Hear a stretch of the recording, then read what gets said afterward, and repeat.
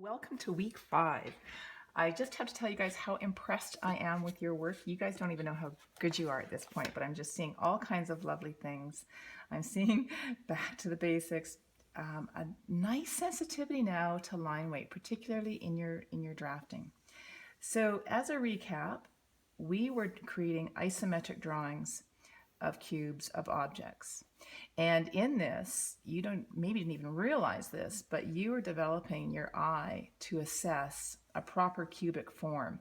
And in this case, isometric. And there are some tricks, of course, when we were doing this, that this was straight across and this was straight across. And the idea that was that it looked like a cube. And in my case, this probably is a little bit too tall, but keep developing that eye. And I just want to point something out here.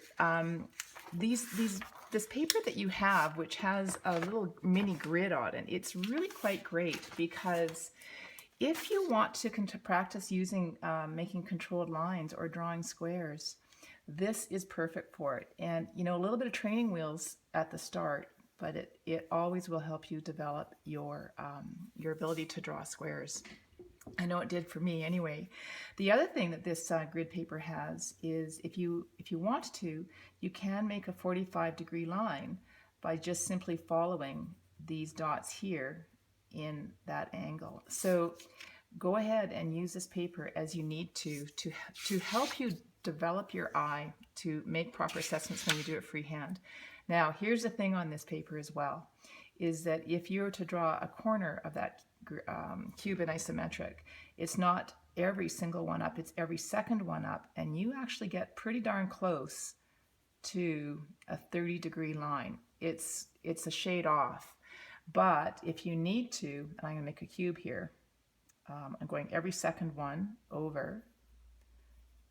This is now building up an isometric drawing for yourself. So a really good opportunity to use that grid paper using, and here we're very deliberate about proportion, and we're counting our grid numbers as well. So like I say, in those lectures that you don't find very inspiring, it's a really good time to practice your squares, your cubes, and all those good things.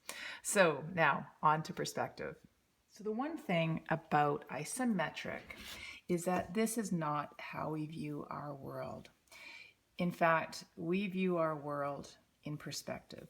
None of these lines are parallel at all in real life. What happens is when we're looking at an object, such as a cube, we can see its front face if I'm looking at it straight on. But in actuality, all of its sides, in terms of its depth, converge back to a vanishing point. And this is how we see. So if we can learn to draw our objects and our spaces in perspective, it gives a much more realistic view of what it is that we're trying to design for our clients. So here's a good example of this is, here's an elevation of, this is a little public washroom that I did. But as soon as I took that elevation and put a vanishing point in and started to extrude, I was able to create a much better sense of that volume. And in this, I'm still very, very mindful of proportion. I'm still very mindful of tone, of plane, so that I can make it as realistic as, well, it's a Pictionary sketch as possible for the client.